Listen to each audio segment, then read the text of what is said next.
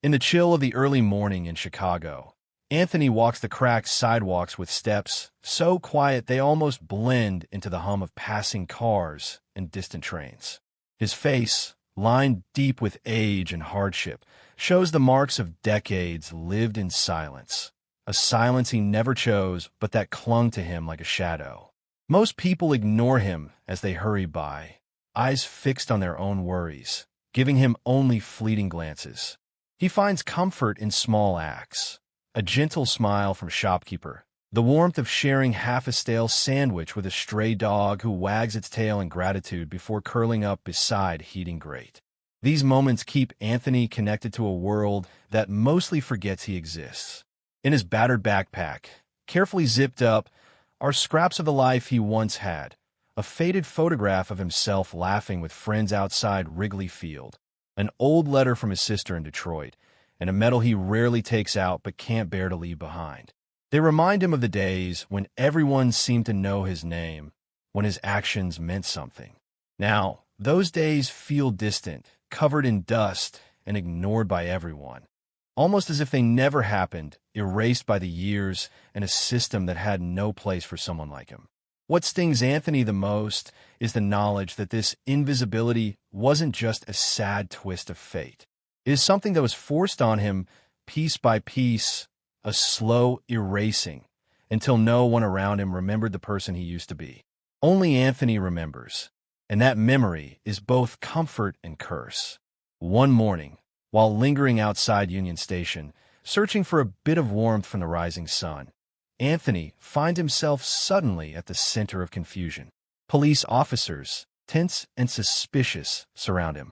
Their voices come sharp and cold, demanding explanations he does not have the words or energy to give. Before he knows it, they are rough with him, shoving him toward the squad car. Anthony stands still, his body stiff with the effort it takes to hold his ground. He lets the angry words wash over him without reaction. He has learned, long ago, that losing control only leads to more pain. They do not see a person with a history, a heart, or any value. To them, he is just another homeless man, just another body to be processed and forgotten. The weight of old traumas presses on him in that moment. Heavy as the badge on the officer's chest, but Anthony keeps himself steady. He senses something has begun to shift, some unseen wheel of fate starting to turn. And as he sits in the back of the police car, surrounded by cold indifference, he knows deep inside that nothing will ever be quite the same. Inside the police station, Anthony is pulled along through harsh fluorescent light, barely given a moment to catch his breath. To the officers, especially Detective Mark Ensign and his usual partners, the matter is already settled before anyone asks him a single question. They shoot each other knowing glances, passing files back and forth, and their voices are low and certain. Anthony is just another mark on their roster, a face that is easy to blame with no one to stand up for him. Mark sets the tone, scribbling hurried notes in the report, making sure to use words like uncooperative and aggressive. His partners go through Anthony's backpack, tossing aside his few belongings without care, making it look as if they have found something suspicious, even when all they see are old papers and that faded metal. What stings is how smoothly they work together, hardly exchanging words as they shape the story. Evidence is shuffled from one folder to another, some pieces left out entirely, while new details are invented to build a stronger case. Once or twice Mark lowers his voice and points to another officer, and soon enough, one officer is remembering that Anthony took a swing, while another is suddenly sure he heard threats in Anthony's silence.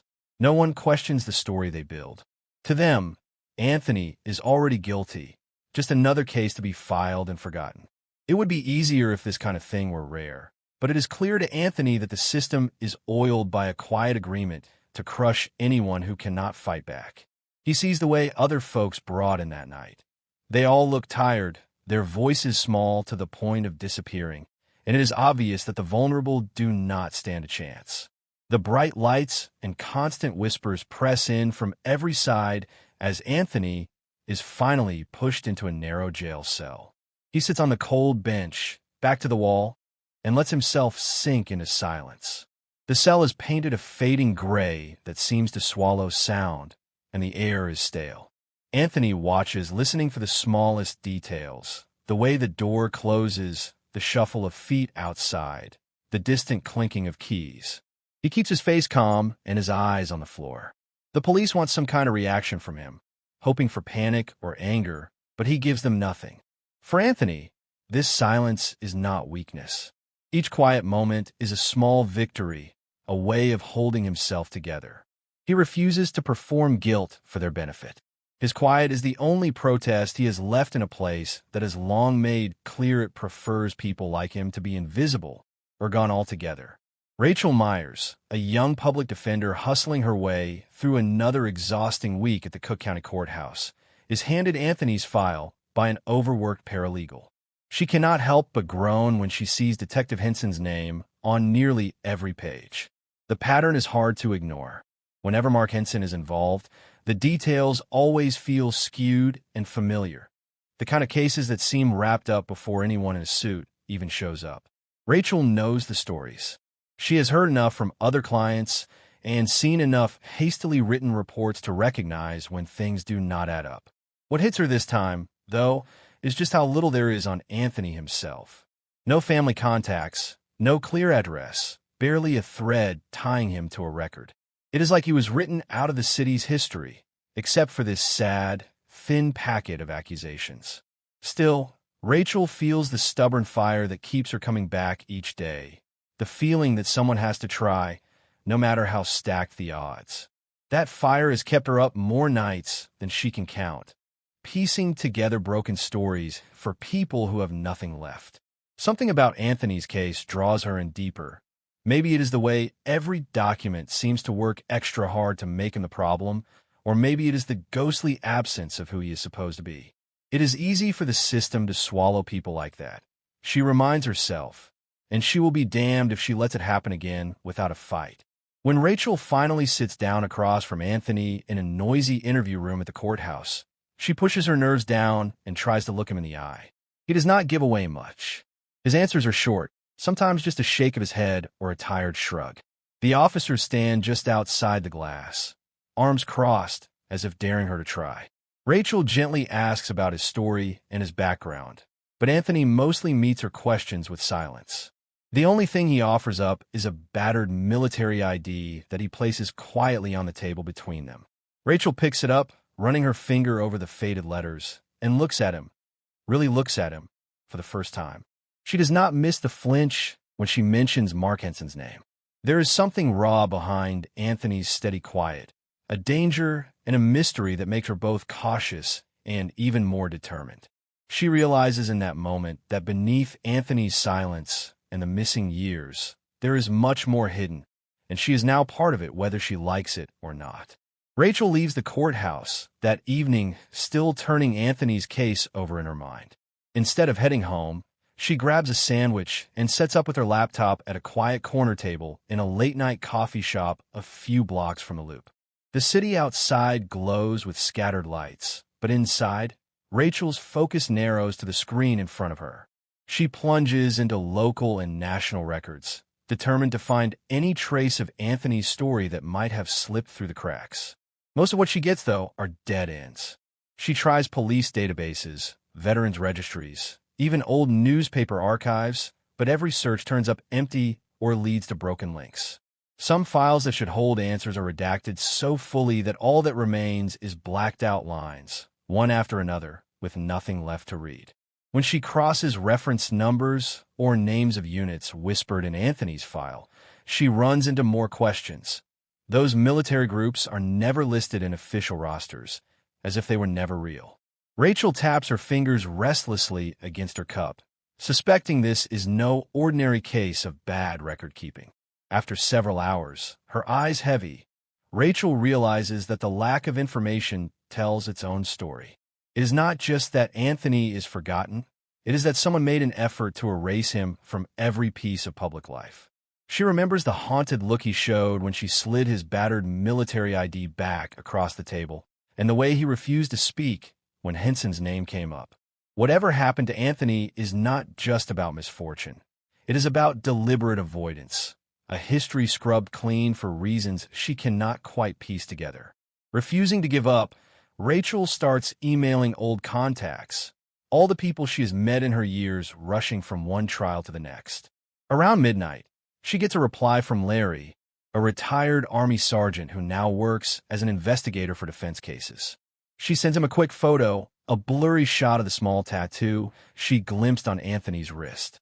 An hour later, Larry calls. His voice is low. He tells her that tattoo means one thing: belonging to a black ops group that officially never existed. Larry warns her that digging into things like this tends to stir up trouble, but Rachel knows that she is past the point of turning away. The gaps in Anthony's records are not random. They are warning signs, and now Rachel feels a new urgency to figure out just how deep the cover-up goes and what it might cost to finally bring someone like Anthony's story to the surface. While Detective Mark Henson and his crew make themselves comfortable in a crowded South Side bar, the mood is almost celebratory. Glasses clink against chipped tables, sports talk blares in the background, and the men joke a little too loudly, puffed up by their sense of control. Mark leads the conversation, bragging to his partners about how cases like Anthony's are barely work at all. The others laugh along, trading stories of arrests glossed over, evidence moved or disappeared, and complaints filed quietly away in some forgotten cabinet. They lean back, certain the system bends their way and that no one is watching close enough to catch the tricks. Among the group that night is Grant Wallace, a judge well known in Chicago for handing down quick verdicts that always seem to favor the prosecution. His ties with Mark are obvious. Lots of mutual favors, stories told in code, and knowing nods about whose secrets are better left in the dark. All the while, Mark boasts about the latest successes, claiming he is just keeping the city safe. The talk gets even bolder after a couple rounds. They throw around names of defendants who never stood a chance, swapping tales of destroyed documents and witnesses who changed their minds. By the time the bartender rings the last call, it is clear these men believe the city belongs to them, and that as long as favors keep moving up and down the line, nothing will ever touch them. What they share in private is a blueprint on how to crush the wrong people and protect their own. But not everyone in the city is blind or willing to play along. In the background, unseen in the crowd, sits Martin Brooks, a corrections officer just off his overnight shift at Cook County Jail. Martin keeps his head down, nursing a cheap beer, but his eyes miss nothing. He has seen Mark's crew parade suspects through lockup with identical stories too many times to call it coincidence. Martin knows how the lies play out and what happens to anyone who speaks up. Lately, though, the guilt weighs on him more than the risk. Quietly, he starts recording bits of conversation on his phone, slipping a notebook from his pocket to jot down dates, names, and details most people would overlook. Martin's hands tremble as he works. He knows in Chicago, truth gets punished just as quickly as lies. Still, he refuses to look away anymore, determined to save every piece of evidence, hoping one day someone honest will need it. Rachel knows that finding the truth will mean facing more than just paper trails and official records. Determined to break through the wall of silence, she sets out for Union Station, hoping to talk directly with those who might have seen what happened to Anthony that morning. Her main target is Daniel Russo, the owner of the station's coffee stand, whose name keeps showing up in witness lists. When Rachel arrives, she finds Daniel busy serving the morning rush, his hands working quickly and his eyes darting nervously whenever he glances her way. She introduces herself and asks politely but firmly if they can speak about the day Anthony was arrested. As soon as she mentions the incident, Daniel's expression hardens. He becomes restless, wiping counters that are already spotless and avoiding her gaze. Rachel presses on, asking if he saw what really happened between Anthony and the police, but Daniel's answers get shorter and colder. Frustration creeps in behind his forced politeness, as if he is hiding more than just personal unease. He finally admits he does not remember much. Things get blurry during a morning rush, but Rachel catches the hesitation in his voice. It is clear he is not just trying to forget. He is worried about the consequences of saying too much. She leaves the coffee stand convinced that Daniel knows more, and that pressure and fear are keeping the truth buried. From conversations with other workers and passersby, Rachel starts to sense the deeper pattern at work. Witnesses seem uncomfortable, glancing over their shoulders before refusing to talk, or dropping quiet hints that someone came by after the incident, urging them to not get involved. Each person she talks to seems to have their own reason, whether it is money slipped under a napkin or just plain worry about their family's safety. The system is bigger than any one voice. Back at Cook County Jail, Anthony faces a different battle altogether. Word about his supposed resistance has spread, and the guards do not bother to hide their contempt. Every day brings some small new attempt to break him down, shouting from behind bars, passing snide remarks, or making him wait longer for his meals. The staff in charge appear right alongside the worst of it, barely pretending not to notice the cruelty. Yet in small ways, Martin Brooks keeps showing up at key moments. When Anthony is shoved into a corner or left alone too long, Martin finds an excuse to walk by and check on him, sometimes offering a quiet word of encouragement or the smallest nod of respect. These gestures are never dramatic, but to Anthony, they mean more than anyone can see. They are reminders, however fleeting, that not all hope is gone. Rachel soon learns that official channels have their limits, so she decides to reach out to someone with more freedom to chase stories others would rather hide. With a mixture of hope and worry, she calls up Sam Pierce, a gritty reporter for the Chicago Tribune who is known for digging into stories about forgotten people, especially homeless veterans and the mysteries that seem to cling to their disappearances. Sam meets her in a quiet diner on the west side, his notebook already ready before her coffee even arrives. He listens as Rachel lists the gaps in Anthony's records and the strange problems with witnesses, then nods and shares what he's been working on for months. Sam's research pulls the curtain back on something much bigger. He has mapped out a string of cases where veterans go missing after run-ins with local police, especially those who seem disconnected from any family or known address. Many of them, like Anthony, drift between shelters and end up in holding cells, but after that, the trail always seems to end. Even stranger, Sam says, are jail records that disappear or never show up in any legal filings. Court dockets include names that suddenly vanish, as if whole cases just drop off the edge of the world. Sam's notes are full of scribbled arrows linking together judges, police officers, and certain city officials. The connections are always hidden, never spoken of aloud, but the pattern is unmistakable, a systematic way of erasing people nobody wants to remember. Partnering with Sam fills Rachel with both relief and a nagging sense of fear. Together, they start building a timeline, calling old court clerks and visiting shelters, hoping for anyone who remembers Anthony. But it doesn't take long for the pushback to start. At first, Rachel receives a few odd phone calls late at night, a voice that hangs up as soon as she answers, no caller ID. Then a dark sedan sits outside her apartment for hours. No one gets out, but its presence alone is a warning. The next morning, she finds a piece of paper taped to her front door with a single word, stop. What started as a case is quickly becoming a threat to her own safety. Despite the risks, Rachel keeps moving forward with Sam. She feels every step dragging her deeper into trouble, but it only makes her more determined. She knows now that finding the truth about Anthony, and so many others, means running straight through danger, not away from it. Feeling the mounting tension around her investigation, Rachel braces herself for a direct confrontation with Judge Grant Wallace. Armed with the evidence Sam helped her gather, she steps into the judge's chambers, her nerves tight but her determination steady. The room is lined with polished wood shelves and framed pictures of the judge shaking hands with local politicians and police chiefs. Judge Wallace barely glances up from a stack of paperwork, giving the impression of a man who rarely faces real challenge. Rachel lays out what she has: copies of conflicting reports, transcripts of altered testimony, and official records that once existed but have since vanished. She speaks clearly, explaining how these manipulations hurt not just Anthony, but anyone who expects even a bit of fairness from the courts.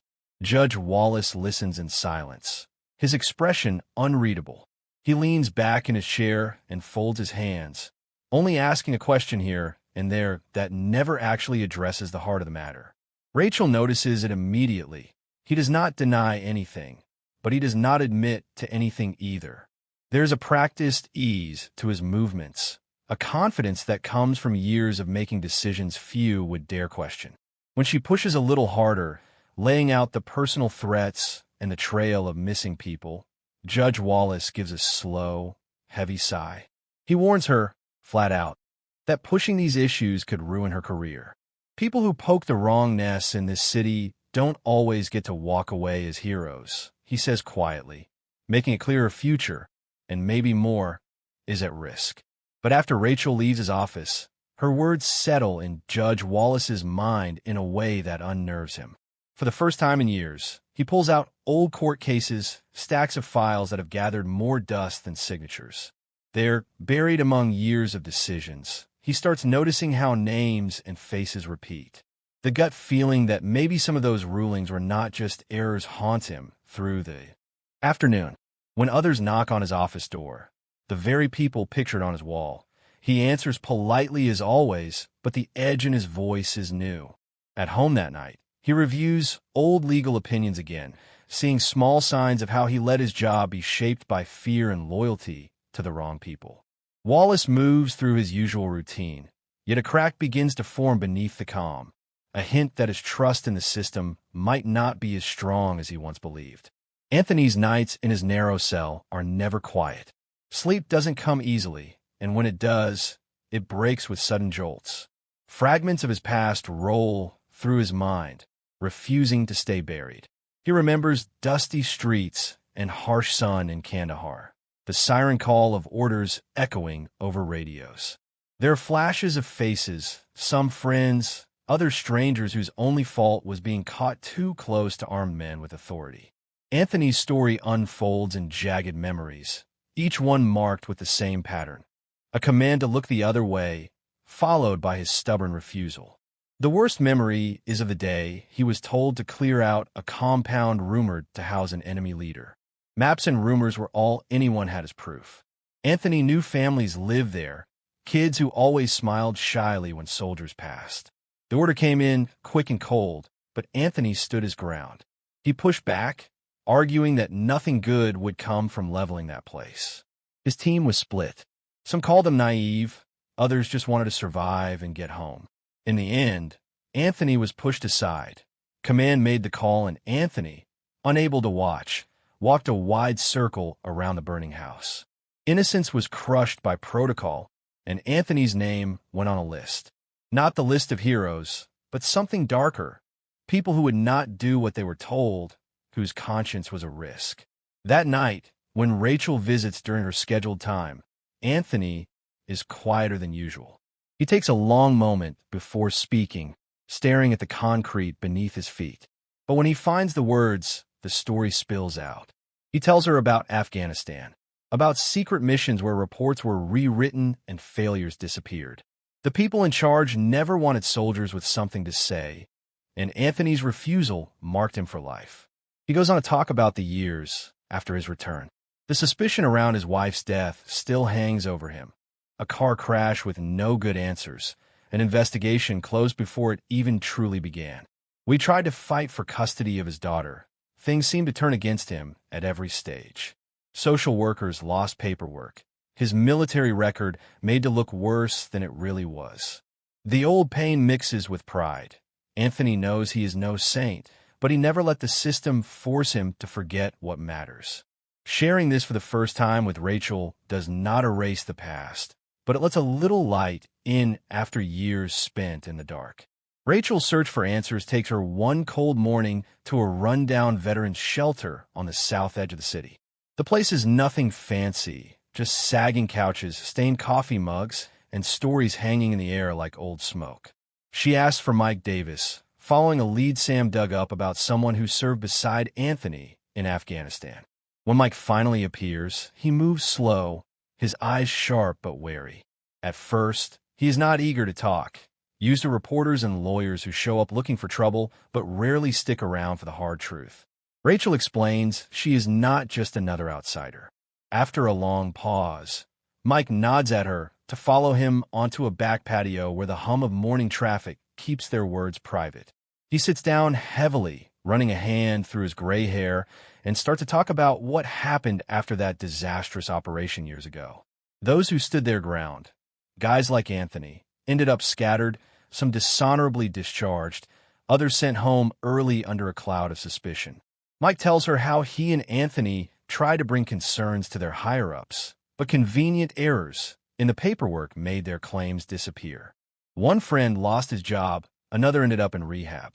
Even Mike himself avoided trouble only by keeping his head down and sticking to grunt work at the shelter. They all paid the price in different ways for holding on to their principles. As he speaks, Mike's voice grows more urgent. He says there is proof still left, a stash of private journals, photographs, and copied records that Anthony had managed to hide before everything fell apart. Armed with this information, Rachel teams up with Sam. They track down a faded key and an address scribbled inside one of Mike's books, a clue that points to an old storage facility farther north in the city. The locker, shielded by layers of dust and a rusted-out padlock, gives Rachel a surge of hope, but also feeds her nerves. Inside are battered boxes filled with handwritten notes, military records, and blurry photos, pieces of Anthony's story that never made it into any official archive. There's a weight to these artifacts. Every diary entry and snapshot hints at secrets so dangerous that simply possessing them feels risky. As Rachel hauls the boxes out into Sam's waiting car, an uneasy thought fills her. Proof of the truth is finally in her hands. But how, or even if, she should share it is a new threat she cannot ignore. While Rachel and Sam comb through Anthony's hidden files, someone else refuses to sit idly by. Anthony's daughter, Emily, has been following every twist of her father's ordeal from afar, piecing together scraps of information in her own quiet but stubborn way. At night, after finishing her homework, Emily pores over the diaries her mother once kept, a battered set of notebooks filled with careful handwriting, half-finished thoughts, and secret sketches of a family life she barely remembers. Sometimes the entries are warm, filled with fleeting happiness from the days before everything changed. But often, her mother's words are heavy with worry, hinting at secrets Anthony could not share and a growing fear that the truth would never see daylight. Driven by a need to understand her father and claim her own voice, Emily sets out on her own investigation. She scours online forums and support groups for veterans' families, reaching out under a username that hints at her connection without giving herself away completely. Emily finds whole threads discussing stories like her father's, veterans who vanish from official records, families left in the dark, hints about cover-ups that never make the news. The more she reads, the more certain she becomes that the official version is missing something critical. Slowly, Emily puts together her own narrative, one that does not match what has been told at court or recited in news articles. She draws timelines across spare notebook pages, comparing stories from her mother's diaries with posts and private messages she collects online. Patterns begin to show up, little flashes of the same corruption and fear that Rachel and Sam have been fighting to prove. Instead of feeling overwhelmed, Emily finds energy in building her case. For her, searching for the truth is not just about her father. It is about reclaiming a sense of trust she has not felt in years. About the time her discoveries start to fit together, Emily loses touch with Rachel. It happens without warning. Texts go unanswered, emails bounce back. Around the same time, the waves of threats against those investigating Anthony's case grow stronger. But because Emily's search is happening quietly, it is less of a target for now. Meanwhile, in veteran communities and networks of activists throughout Chicago, word spreads about Anthony's story and the fight for justice. The more people share, comment, and organize, the more impossible it becomes for those in power to simply make the story disappear. Each act of solidarity turns the pressure back on the system, offering hope that silence might finally give way to the truth. With the date of Anthony's trial drawing near, the city feels tense. It seems like every new day brings another twist. The prosecution ramps up their efforts, throwing more charges at Anthony with a kind of frantic energy that is hard to ignore. Some new witness statements appear out of nowhere, names nobody involved in the case has ever heard before. Everyone at the courthouse senses that the stakes are climbing, not just for Anthony, but for people on both sides of the courtroom. Rachel sharpens her focus and double-checks every new document that lands on her desk. She spots mistakes and worse. The signatures on some of the prosecution's evidence do not match the originals on record. In some places, entire paragraphs seem copied and pasted from older reports. Rachel knows she cannot let any of it slide, so she gathers her notes and pushes back forcefully in court. When her cross-examination starts, she calmly lays out each piece of fake evidence. She shows the judge the clumsy forgeries, paper by paper.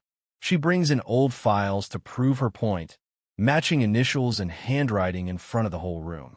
It is methodical, slow work, but as each lie is exposed, murmurs ripple through the benches in the gallery. Rachel's resistance is not flashy, but it is honest, and more people are starting to pay attention. Outside, public reaction is growing louder every day. Crowds gather on the steps of the Cook County Courthouse. Some hold handmade posters with Anthony's name. Others chant slogans against corruption. Journalists film the scene for the evening news, and live streams carry the protests across the city. Police officers watch the crowd, uneasy, unsure if they are there to keep order or just to keep up appearances. Inside, everyone working for the system feels the pressure. Prosecutors and court staff become more defensive, sticking together behind closed doors. Losing the case could mean more than just embarrassment. It could unravel the quiet way things have been handled in Chicago's justice system for years. Anthony, sitting quietly at the defense table, can sense the shift. For a long time, hope seemed impossible, but he now feels something new warming in his chest.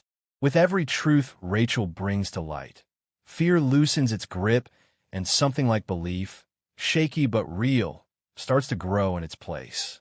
As the battle in the courtroom heats up and anger in the streets begins to boil, those who run things behind the scenes in Chicago are not about to let their grip slip quietly. Richard Hale, the prosecutor whose reputation had always depended on winning these tough cases, grows desperate along with his closest allies. He calls in favors and leans on contacts, determined to keep the old game going, but now things are moving too fast, and cracks are showing in places he cannot control.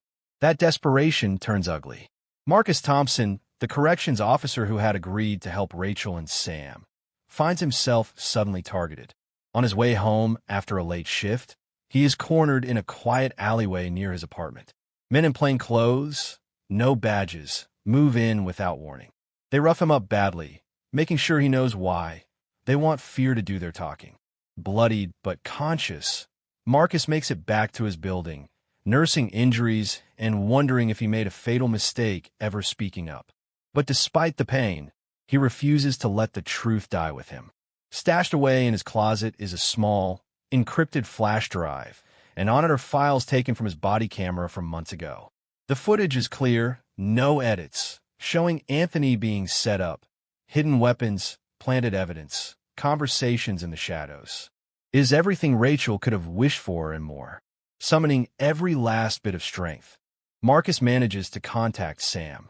He arranges a handoff, slipping the drive to Sam in a quiet corner of the hospital ward where he is recovering. "Get this to Rachel," he whispers. "Do not let them win." That moment, hanging between fear and doing the right thing, changes everything. Sam wastes no time. She uploads the video to forums, encrypted channels, and trusted independent news sites. Within hours, the footage spreads like wildfire.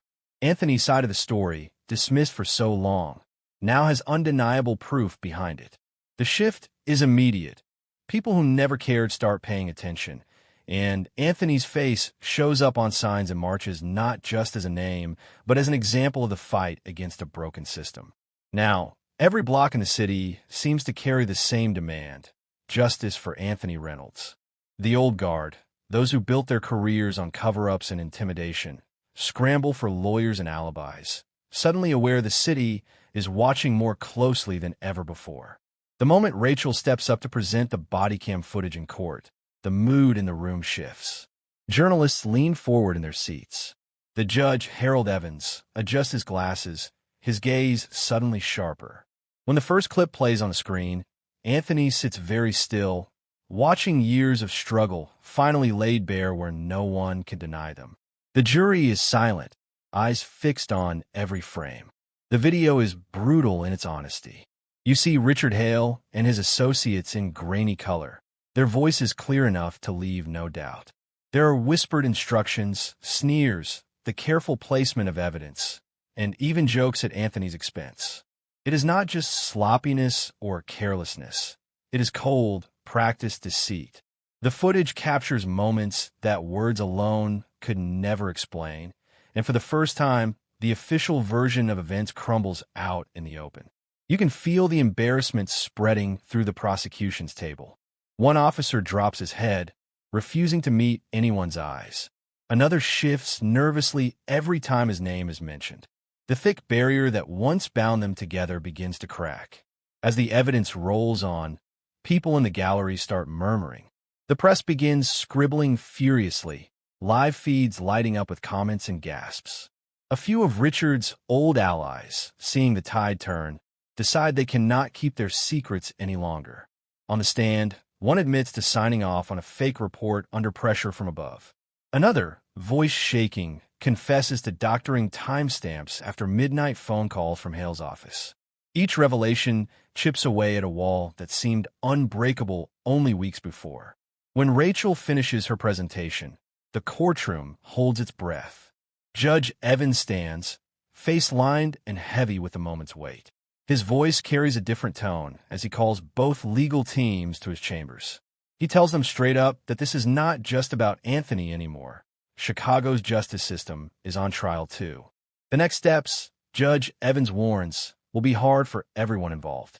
They will have to face truths most of them have spent years ignoring or denying. But he makes it clear, for the first time in a long while, that the truth will come first.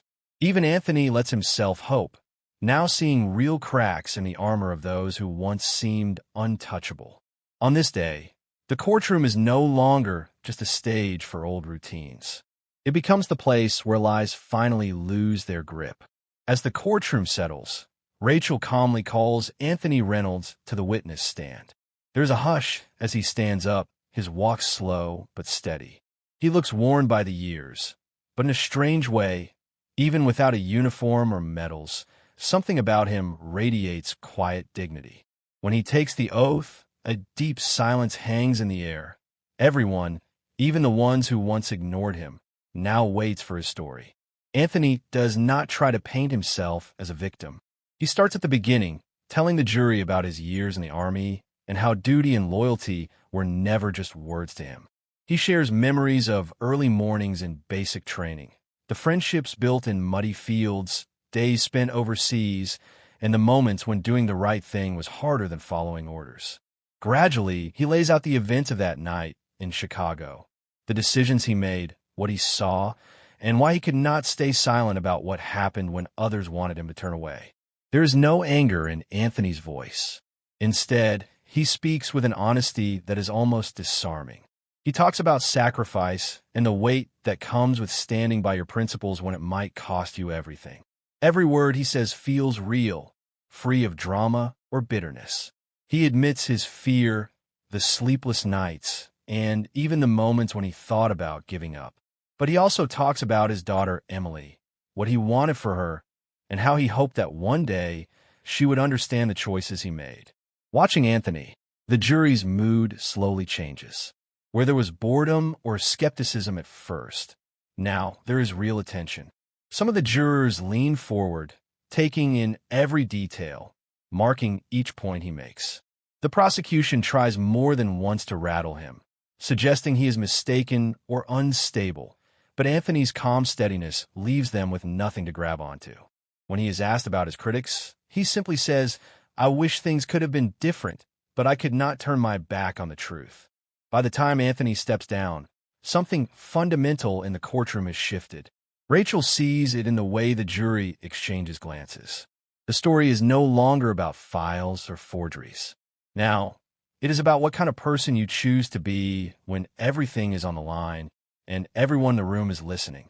Near the closing days of the trial, as tension hangs thick in the air, Judge Harold Evans calls for a brief pause.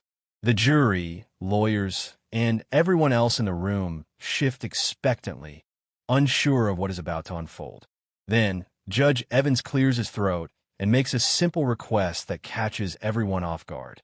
He asks the entire courtroom to stand in a show of respect for Anthony Reynolds, not the defendant, but the man who, for decades, carried burdens most could not imagine.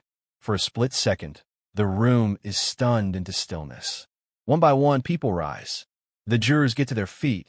Both legal teams stand. Even the reporters drop their pens or pause their cameras for a moment. The silence is deep, almost heavy, yet it feels different from any other silence Anthony has endured. For years, he had grown used to blending in, brushed aside, his story skipped over. Now, as he stands at the front, all eyes on him, decades of feeling invisible lift away. Tears stream down his cheeks, not out of weakness, but out of relief and gratitude. Cameras flash, capturing the sight of a man finally seen, finally respected. Anthony does not try to hide his emotions. He lets them show. For the first time, the city acknowledges not just his pain, but the value of his courage. The judge's act reverberates far beyond the walls of the courthouse. Videos of the moment go viral across social media and news broadcasts. In neighborhoods from the south side to the north, people gather, inspired by the image of a simple man standing tall. Protests outside the courthouse grow larger and more focused, their chants shifting from anger to hope. The message is clear: justice for one could mean justice for many more. This rare public respect forces politicians, who had been content to stay quiet, into the spotlight. Suddenly, city council members and state representatives release statements promising to support real change in the justice system. Their words, though, feel rushed and half-hearted, more about saving face than true reform. Meanwhile, those with the most to lose from change scramble behind the scenes. Meetings run late in government offices, new strategies circulate, and there's a sense of urgency among those clinging to the old ways of doing things. Even so, as Anthony wipes tears from his face, it is obvious to all that something fundamental has shifted. For the first time in a long time, dignity takes center stage, and the city looks just a little different. When news breaks that all charges against Anthony Reynolds have been dismissed, the city erupts in a mix of applause and shock. People pour out into the street outside the courthouse to celebrate, while others simply stare in disbelief, struggling to accept that the system had actually bent to the truth for once. Inside, Anthony is quietly handed his belongings, a watch, a set of keys, a worn wallet, and led through a side door away from the swarm of cameras waiting at the front entrance. Freedom feels strange. The world outside the courthouse is bigger and louder than he imagined. The moment the heavy doors close behind him, reality sets in. Even with justice served, everything has changed. For years, Anthony's entire life revolved around defending what he believed in. Now, standing in the cool Chicago evening, he faces an entirely different battle, piecing together a life that time and hurt had torn apart, especially with his daughter, Melissa. They meet the next afternoon in a quiet corner of Lincoln Park, well away from crowds and the press. At first, the conversation is full of long, heavy silences. Melissa is grown now, different from the girl whose picture he kept folded in his wallet all those years behind bars. She looks at him, sometimes searching for the father she remembers, sometimes just angry at everything that happened. Anthony tries to reach her with soft words, accepting blame where he must, and asking nothing in return but a chance to talk. Their conversation is not easy.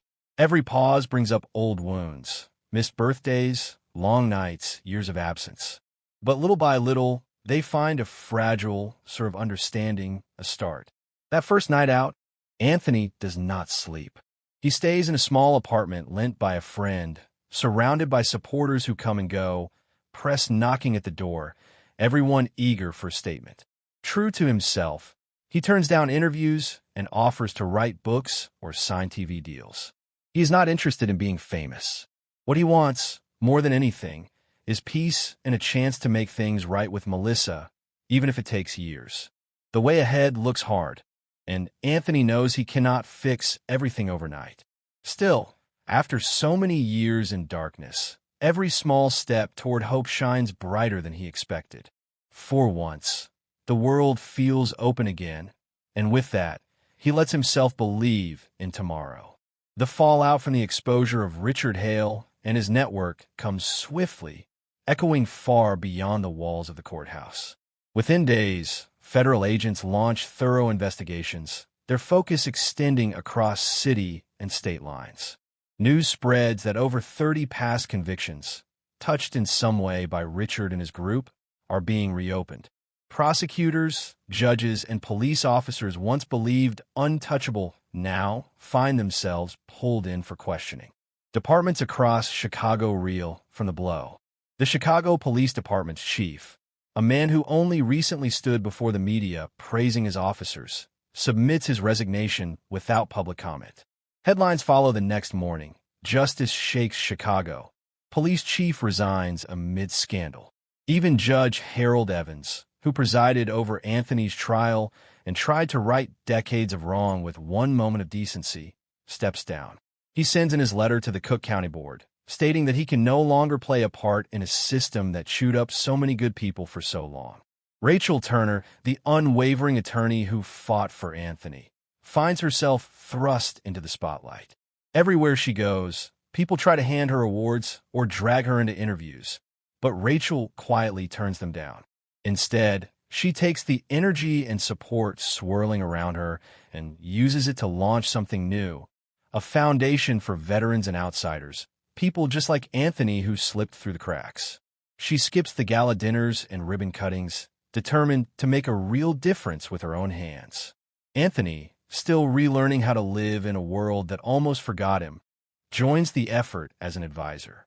His story becomes a quiet but powerful reminder of what happens when you refuse to quit, even when the odds look impossible. Meanwhile, Samantha Ortiz, the reporter who first shined a light on Anthony's case, gains widespread respect for her fearless coverage. Her series of investigative reports makes her a household name, and she's invited onto national TV to talk about the power of truth. Neighborhood newspapers, radio stations, and networks from coast to coast begin calling, eager to hear how a few determined people manage to break years of silence and denial. What started as an isolated fight in one courtroom now shapes conversations in city halls and living rooms all across America. The fight for justice grows. Patterns get noticed. And finally, change, slow and sometimes uneven, begins to settle in, leaving Chicago restless but a bit more hopeful than it was before. Life settles into a new, quieter rhythm for Anthony Reynolds. He moves into a modest apartment on the city's west side, not far from the river, where for the first time in years no guards monitor his every move. The place is nothing fancy, a small kitchen, 2 rooms, creaky floors that remind him of old army barracks. But to Anthony, it feels like a palace compared to so many nights behind locked doors. Each morning he steps outside for a walk, nodding at neighbors who are just beginning to see him as more than the man from the news. There's an older couple upstairs who wave from their window, curious kids who dash in the hallways, and a woman named Mrs. Henderson who insists on sharing her famous peach cobbler whenever she bakes.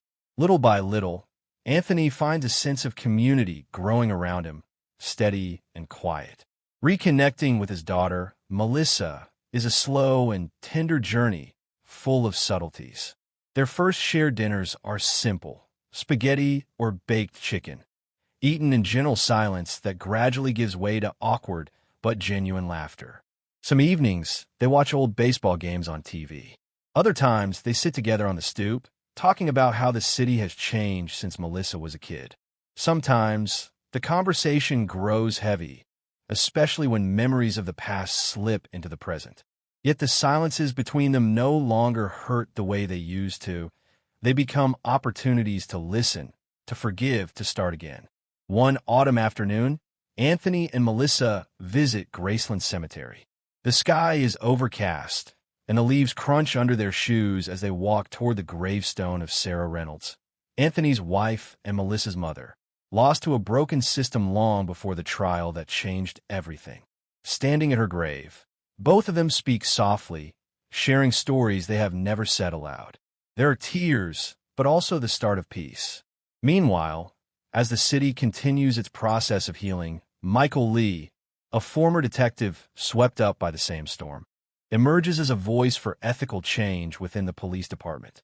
Michael wears his scars openly, speaking at police academies across Chicago about what happens when good people stay silent. His message is hard-earned and honest, offering young cadets a guide for resisting everyday pressures. The city's promise becomes one of learning and steady repair, drawing together everyone who weathered those long days of struggle.